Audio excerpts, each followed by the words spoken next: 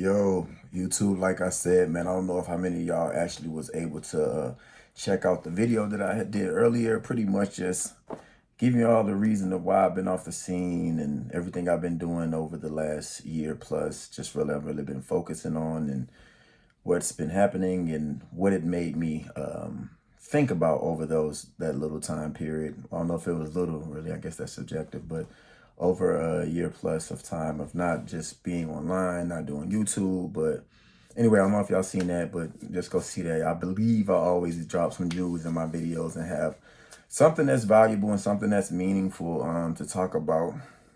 I think I'm the type of person that I'm learning to find entertainment in lighthearted topics because I think entertainment or what you could consider entertaining is very subjective. So like what's entertaining to one person might not be entertaining to another. So that's why I say lighthearted topics, because I'm the type of dude that feels like quantum physics and mathematical problems and mathematics and algebra and all that stuff is entertaining. So, but I believe I post things and I come up with certain topics and I talk about things that are of some substance.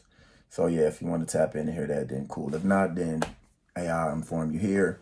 My new direction that I've been taking and been thinking about for some time is adding more of my writing and adding more of my literature into my videos. I know before it was just mostly me talking and just giving my perspective, but I'm definitely going to have a lot of that in these and still have some of those videos for y'all to see just to get some idea. And man, like I said before, I like the comments, y'all. Like, I had this conversation, one, just to run off on a little tangent real quick. So probably about like 2.5 years ago, maybe even three, I came up with this conversation, was having this conversation with one of the homies, and I was talking about like how intriguing the comments is. Now, I'm sure y'all aware this is very popular, but it wasn't popular 4 years ago. Yeah, about that time period. So I was just thinking about like really making pages that were dedicated to the entertainment that was embedded within the comments for certain posts. And I noticed that because I was always running to the comments before running to the comments was a thing. I guess because I'm a writer, I'm a reader. I like literature. I like dialogue. You know what I'm saying? So I say that to say a couple years back, I had came up with a concept with my homie of just making something that's basically off of what the comments are. Like, don't even worry about the post. The post is what's up. But like the real sauce, you know what I'm saying? The real conversation is in the comment. So I say that to say like, man, let's have a conversation in the comments, man, for real. Like when I'm able to go live, then definitely want to be able to see what's going on in the chat and go back and forth with people, because dialogue is dialogue and it's not a monologue. And if that's the case, then we just should be talking to ourselves. But I feel like I do a lot of that on my own. But I'm saying that to say, really, let's be able to have an ongoing dialogue. I think we don't talk enough, and I'm so glad that we're in this era now of everybody being in the I know y'all peep the black fist comb. Oh hell. Oh my god. Oh hell. I ain't even in Atlanta for real. I really am high key, but sometimes I feel like I'm not. But I got distracted. I'm so silly. But for us to have a dialogue and go back and forth, because it's not just me talking to myself, as like I said, I do. But anyway, moving forward, I told y'all, here we are. We doing it now. The Richest Man in Babylon. Babylon. I know y'all probably heard of this book. If you haven't, it's a great book. Let's just get it out. Like I told y'all earlier in my little video that I made earlier, these book testimonies and this journey that I'm taking in my life, which is I coined it Books for a Better Living, because every book I'm going to show y'all is for the purpose, in my opinion, of making your life better. And this book for a better living here is life changing. Not just this one, but just the concept in general. And what made me want to come up with this is because like we live our lives pretty much based off of what the people who raised us live their lives off of. You know, and until you can really explore and, as they say, leave the nest, then you really don't start the journey of having an identity of your own.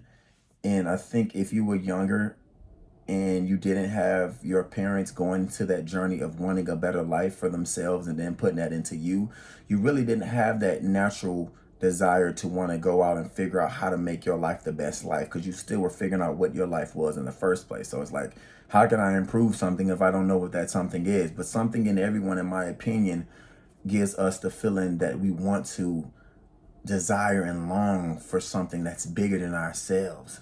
You know, when you go somewhere, that means you're doing something that's bigger than you, because you're expanding your horizons by your environment no longer being whatever radius that you were used to. Whether that's traveling, going down the street, it's the same concept when you're meeting new people. You're expanding horizons in your social engagements and meeting people that you've never met before, going in environments that you've never been before. So I say that better living is embedded in all of us. Now, whether we go after it, whether we reflect that in our actions on a day-to-day, is a totally different conversation, which I think I might just give myself an idea of just top of the dome topics. For those people that have been on my page for my while, on my channel for a while, then y'all know that was my main concept back in the day, top of the dome topics, just talking about things that were just at the top of my head that just randomly popped up. But yeah, man, maybe we could talk about that another time, like why people have a desire to do better and they just don't. Like, I think that's an ongoing conversation. But anyway, the books for better living concept is about books that are strictly better living, and they're for me. Like, I'm gonna tell y'all why they make my life better, and then y'all can decide to see if it'll make your life better as well. So like I said, this is gonna be like some dialogue. This is be me talking shit, you know what I'm saying? And like I said earlier, I'm trying to work on cussing, but you know, work in progress. But yes, this is just gonna be a dialogue. Me getting on camera, and like I said, I want the comments because I'm learning how not to talk at people. You know what I'm saying? Like, I do that with my niños all the time. I be talking to them, and I'm learning with my little babies to not talk at them and be able to talk to them even when they're young. So I don't want to feel like I'm talking at the camera. I'm talking at YouTube. I want to get people's views. So right now, I think I'm almost under 10 minutes. This book here, man, Richest Man in Babylon, pretty much, if you heard it, real quick synopsis of the book. It's different stories. It's in story forms of these dudes back in the Babylonian era giving these principles and these rules. Let me turn that back on. These principles and these rules of what you need to do and the mentality that you need to have money, to become rich. And it's all based around this one dude who learned these lessons throughout his life to become the richest man in Babylon. And it's told from different people's perspectives on what it takes to become the richest man in Babylon based off of what they learned from the richest man. So you're hearing different views and different stories of how everyone engaged the richest man in Babylon, even from how he did it himself and then passed the knowledge to everyone else.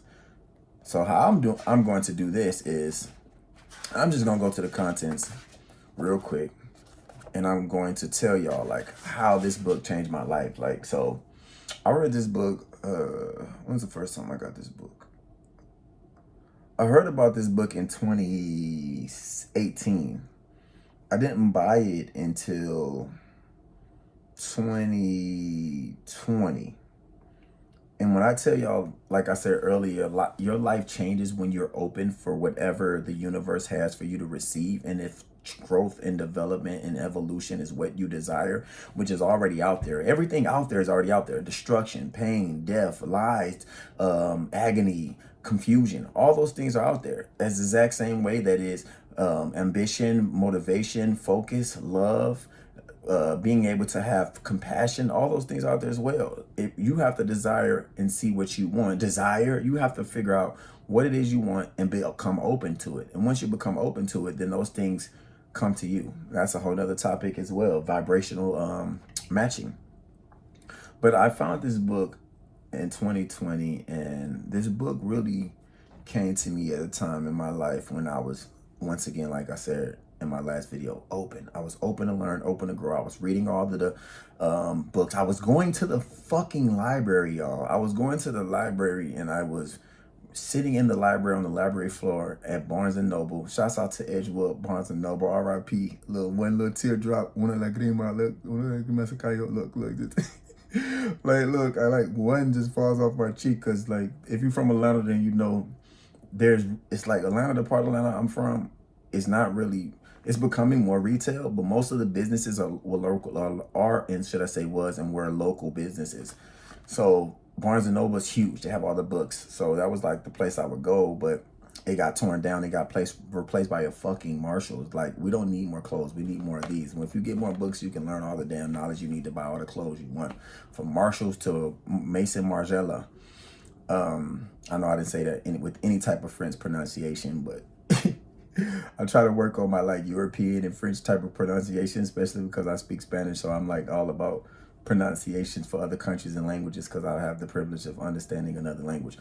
But yes, that time in my life, I was going to the freaking Barnes and Nobles, y'all, and I was sitting down and I was reading the book. Not this one yet. Any book. I'm trying to tell you, I got a gang of books. That's why this is gonna be fun. I hope y'all can stick around and not come through and whatever. But like, I was going to the Barnes and Nobles and sitting down, and I was so ambitious in 2019. That was the year I started my sobriety as well too. Cause for the longest time, I've been wanting to like be done with certain things. Like, I was the type of kid that I was trying to quit drinking before I was even able to legally drink type shit. You know what I'm saying? I was 2019, like, man, I gotta stop drinking. I was already drinking for like 4 years. By then, by the time I was 20, I was already drinking heavy for 4 years, y'all. Like, what the fuck? You know, I know that's probably not crazy unless you're from the hood somewhere in America or somewhere like in the country or some out of country place. But in that time, I stopped drinking in 2019, stopped doing drugs.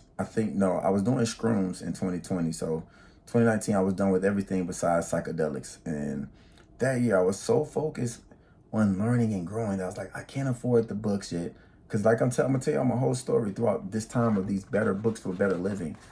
Throughout the time, I couldn't afford. Well, let me not say that, because I learned so much about financial literacy and my money is growing and growing so rapidly now, and I'm blessed. But and it's not even from doing what I love yet, which is crazy. So it's like, imagine when I really start getting paid this much money I get paid from working at a technology company from when I do what I love. But that's crazy. But my money, I wasn't in the place financially in my mind to be able to say that I've done what it takes to be able to afford the books that I wanted to buy. So instead, I just went to the bookstores, like half off books, like Barnes and Nobles, and I sat and went back every time when I had free time and read the books inside of the bookstores. So this book came to me by way of, I forgot his name, some dude. I forgot. Y'all probably know he's really wealthy. He talks about wealth, talk about financial literacy and generational wealth. He's on YouTube. If I knew his name, I could shout him out, but I don't. I can't think of it right now. Look, I'm so petty. Let me look at my other phone to see. But he mentioned it on one of his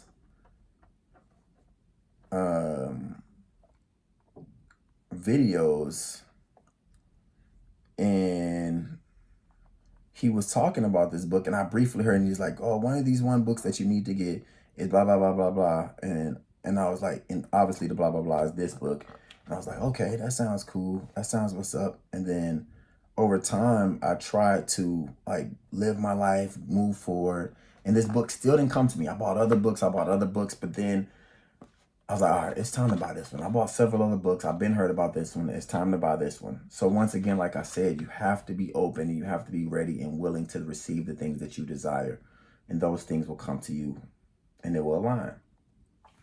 So first of all, I want to know how many people truly desire being rich? Like, how important is being rich to you? Does it like sound good to y'all? Or is like being rich something that you just like, oh man, I hear about it, so it'll be cool to do, or it'll be something that are like, it sounds good, or like those rich people over there, like, does it seem possible for you? Like, does becoming rich seem possible to you? And then what, and not only does becoming rich seem possible to you, but what number would you consider to be rich? Let's take the statistics away, because honestly, you can be rich in whatever form that you feel. So the number can be made up in your own mind if it's of some realistic number in my perspective. Like, obviously, you can't say that you're rich financially if your net worth is like $5,000. Then no one can live off of $5,000 for the rest of their life. And if they was 30 and they was gonna die at 80, you can't live off of $5,000 for 50 years. It's just not fucking possible. At least in America. I'm sure maybe, I don't think so anywhere, but I'm trying to think about like maybe some little village or some tribe in South America or some shit.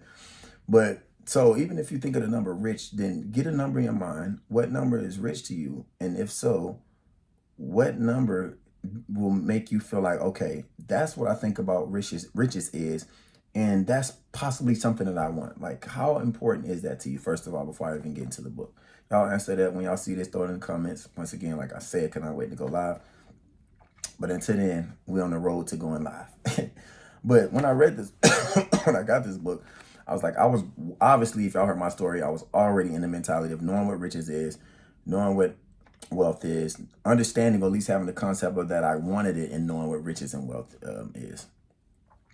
So getting into this book, when I read it, I think, oh, matter of fact, before I even got this book, I just looked at it and just thought about it. Before I even got this book, I listened to it, I think, on book once or twice. I know I listened to it on audiobook 3 times for sure.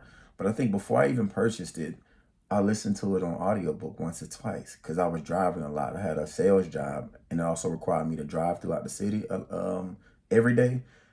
And throughout my day, I would put my phone. I had 2 phones at that time too, and I would put one of my phones on YouTube and put the Richest Man in Babylon audiobook on and just sit it like in a seat because it was a truck I drove.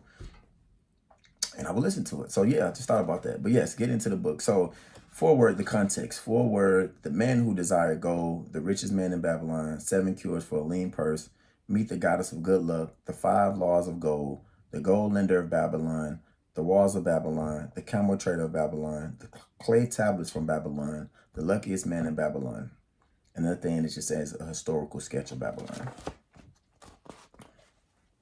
I don't know how well y'all can see that, but that's just what the contents look like.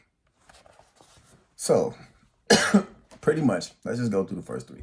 The man who desired gold, the richest man in Babylon, 7 cures for a lean purse. So the first one's just pretty much about a dude who desired gold and he wanted to find out how he can get the gold. So then he went and asked this person of the neighborhood who was really wealthy, and then he referred him and told the story about the richest man in Babylon.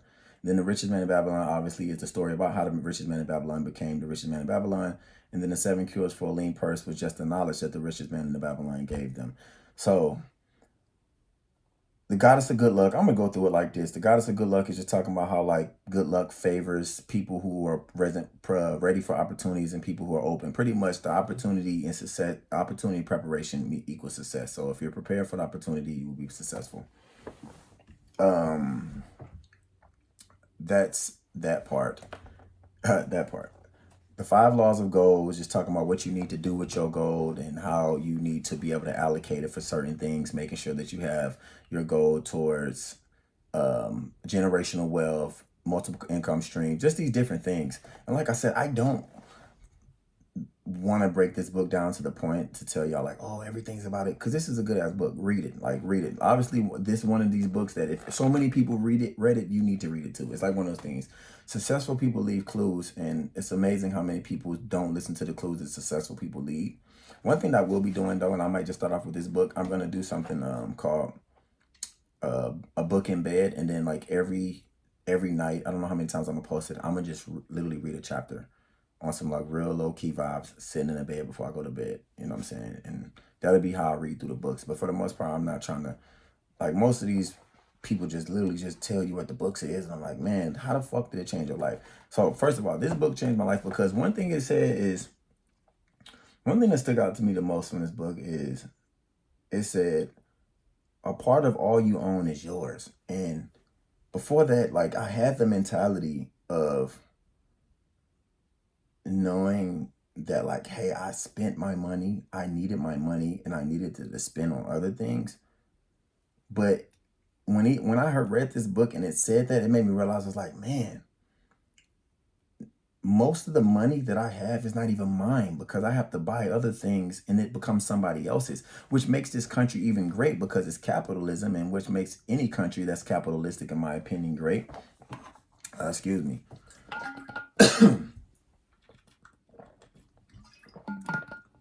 Great. But when I thought about it like that, I was like, man, that makes so much sense. So if a part of my money is only mine, then on the flip side, a part of somebody else's money is only theirs. So all I need to do is figure out how to get that part of those people's money from them, because a part of it is theirs.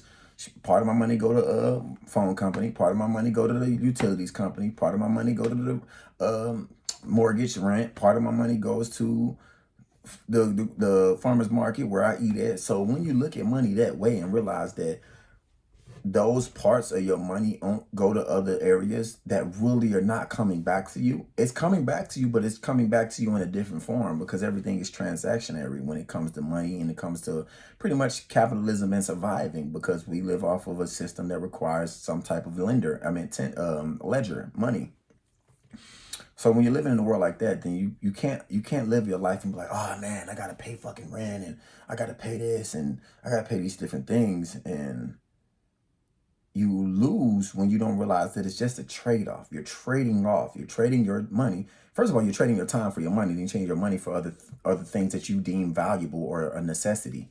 So when you look at money in that way, you start looking at it more of like, okay, what do I truly need? Which that book talks about that, being able to like make sure that you don't spend money on things that you really don't buy, know the difference between necessities and luxuries.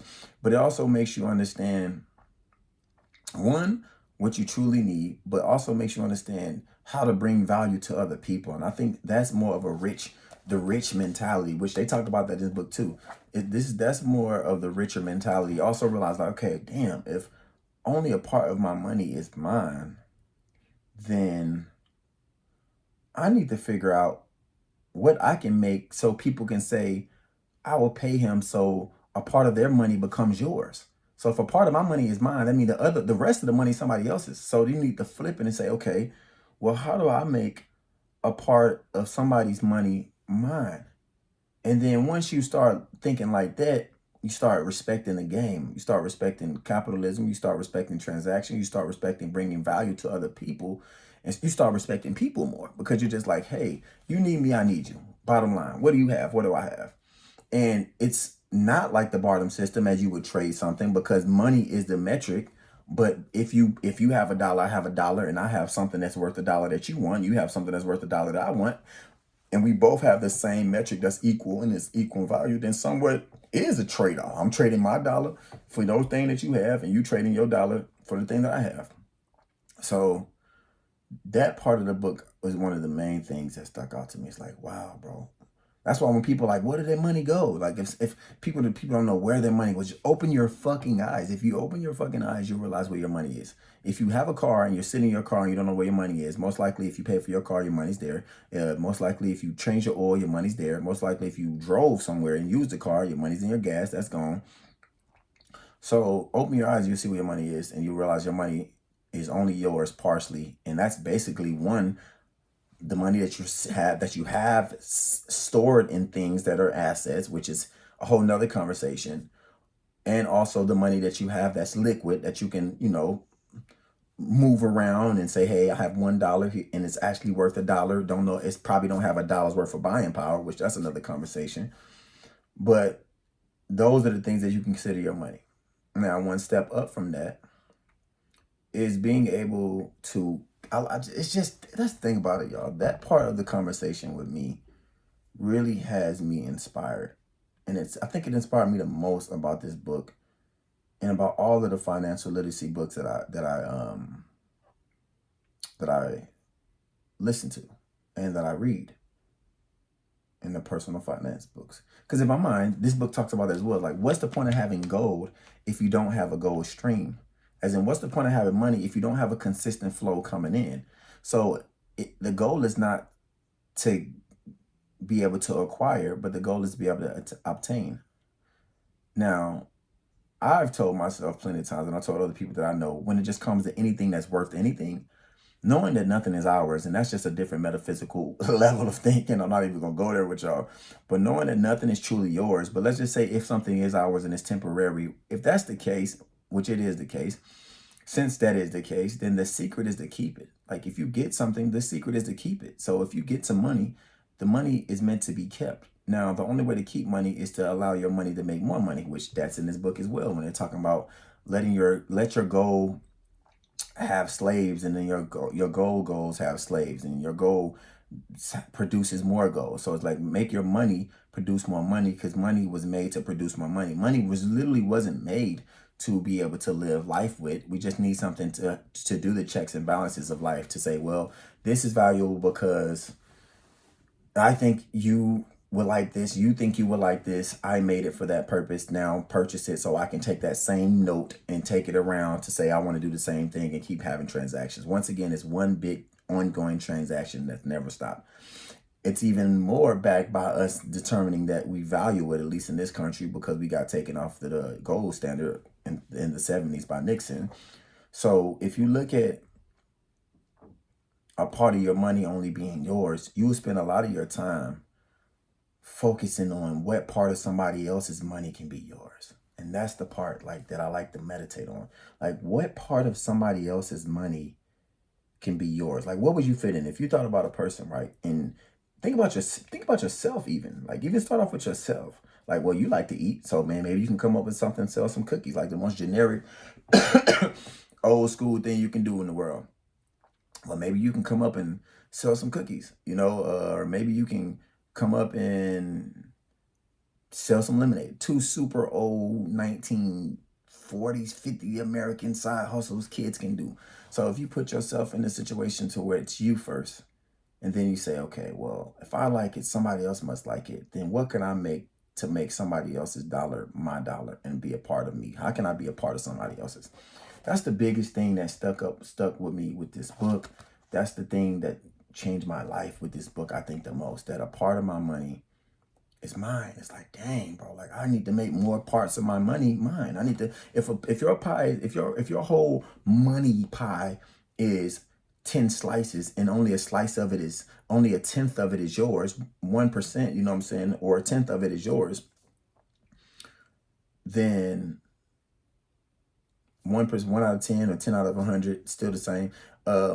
Then how can you increase it? How can you make it 20, 30, 40? Like, and that's the thing that I've been thinking about. And to keep it brief without sounding like financial literacy and me giving advice, because the things I have learned have worked, because the things in these books have worked. But all I'm talking about in my book reviews or my book testimonies is application. Because I think a lot of people don't talk about enough application. They do. There are people who talk about 10%, but they don't really give real examples, of how to be able to do that. And that's the thing that I did. I'm using arbitrary examples, obviously, eliminating cookies, but y'all get the concept. Hopefully y'all, picking up what I'm putting down. But if you look at life that way and say, well, you know what? I woke up today.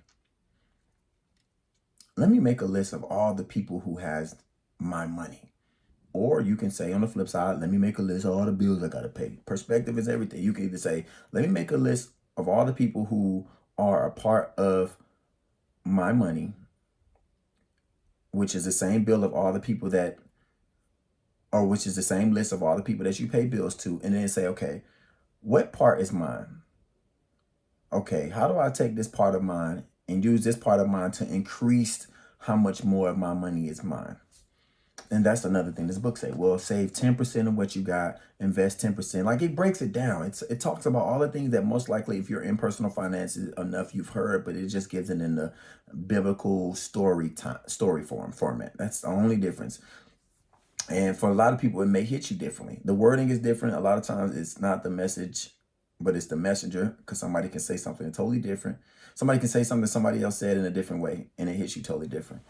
So I think if you can take that only part of what mine is, apply to another lesson in this book, which is, well, save 10%, then you can take that 10% to help increase the bigger part of what you consider to be your part, as in, how do I create value to where it's like somebody else would give me their part of what their money is, and it will become mine to increase my personal part of my money. And I think once you can understand that concept, then you're stuck. You're caught in that game, because it's a game of figuring out, well, what could that thing be to be able to hand to somebody, and then be able to make that person be able to want to hand their part of their money to me to make it mine. So now they're only a part of their money is their party, and the part that, they gave away to you is actually yours now. And I think that changed my life a lot, because one, it made me really be conscious of where I spend my money. It's like, do I want them to have do I want them to have this part of my money? Do I truly want them to have this part of my money? I'm just leave that off for now. Like, that screen keep going on and off. I normally have my little reading to you rich thing. Let me see if I can bring it up just for motivation, y'all.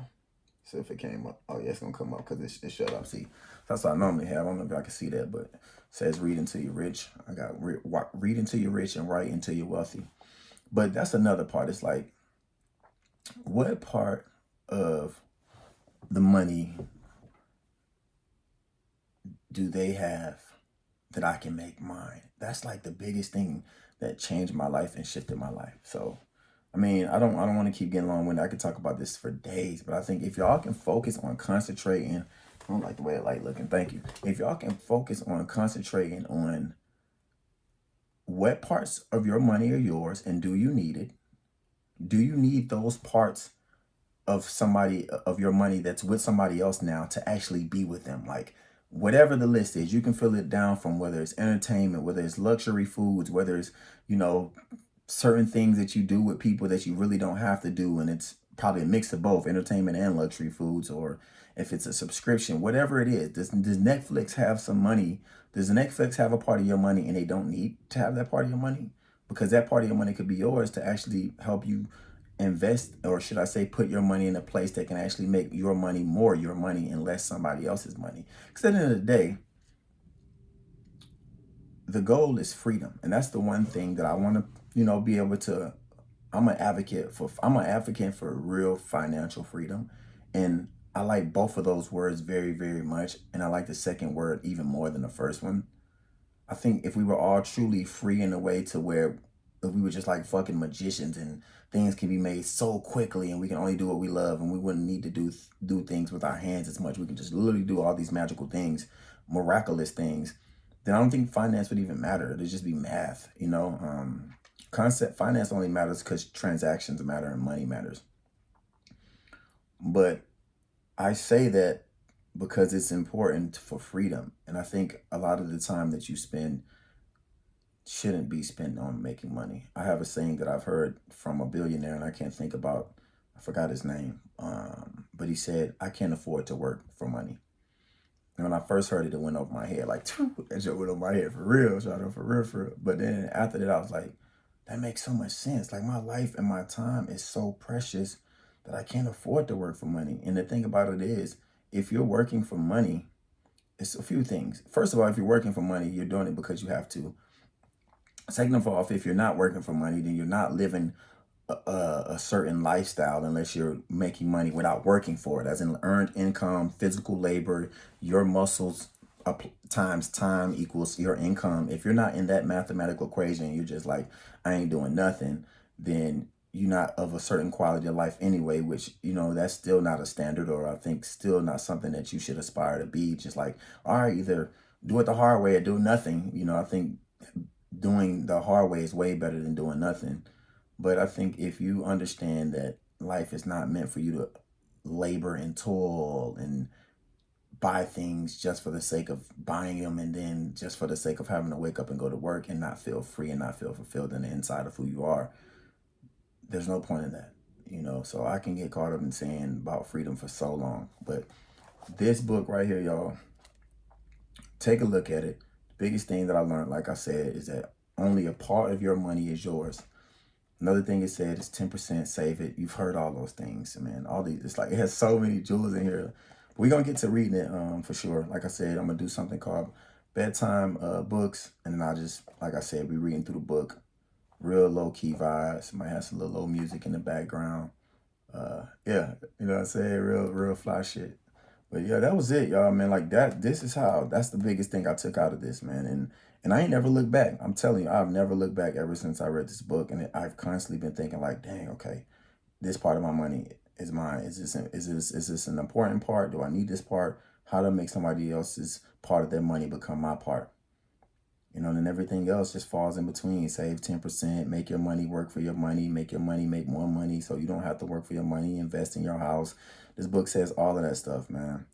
It says all of that. Make sure that when you invest, make sure you invest with somebody who's a professional and they know about the thing. Don't invest with people who aren't specialized in the thing that you should be investing in. You know what I'm saying? So definitely check it out, man. The Richest Man in Babylon by George S. Clason. I hope this was good, man. I hope my testimony, my story inspired y'all to be able to definitely go. And ever since I read this book, like it really helped me to get more money because it helped me with budgeting finance. Like I got a like a Every Penny by David Ramsey. If y'all don't have that app, I love it. There's so many apps that are good for like budget financing, but I like that one the most. I was using Mint before, and then probably like 3 years ago, one of my exes, she was using that, and she was fucking Capricorn. Shouts out to my Capricorn. I'm a Scorpio, by the way, but shouts out to my Capricorn. There's a reason why Benjamin Franklin's a Capricorn, freaking Anthony Hamilton, is a Capricorn. Yeah, like the Capricorns be about that bread. Like they'll be playing about that money, for real, for real. I think that's his name, man. What's his name? Not Anthony Hamilton. I'm tripping. What's the dang dude's name? I said Anthony Hamilton. What's his name? My bad. Andrew Hamilton, right?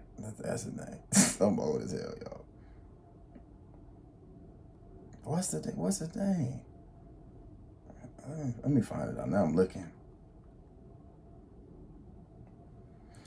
Who? Oh, Alexander Hamilton. There we go. My bad. Alexander Hamilton. He was a Capricorn, so they all about that bread. But yeah, anyway, she put me down on the Every Penny app, and I was already budgeting finance, doing financial budgeting, but then I did that with that app, and then that took me to a whole nother level because like a lot of times it's not about what you make, but it's about what you don't spend and what you do, what you save and what you don't spend. So like ever since then, like that part of my money, I think that's the one concept to take away. That's the thing y'all can take away from, like, a part of my money is mine. So what are you doing with that one part that's yours so you can increase that pie? That's it. If a part of your money is yours, then what are you doing with that one part to increase your ratio of the pie? And also, how do you keep more of that? How do you increase that part? By way of investing and also by way of budgeting financing. Those two, in my opinion, are two things that you can use to take away from that statement within the book. Part of my money is mine. How do you increase that part? And how do you determine if you need to be able to make that part more or less by the things that you spend that part on? Whether that's bills, whether that's events, entertainment, etc. So yeah, I don't want to sound like a broken record. Tapping with this book. It's a book for better living for sure, y'all. Definitely a book for better living. Appreciate y'all, man. We're gonna have more of these. I'm definitely back in the time of my life to be more consistent with this, and I'm really focused on what I want to bring to y'all. It ain't gonna be pretty edited and all of that shit. Like maybe one day later on, I just want to give y'all the raw perspective and the raw facts of, how these things change my life and be able to hopefully change y'all's and help you inspire other people as well. Like always, stay well, be conscious, write your world into existence. Waters out.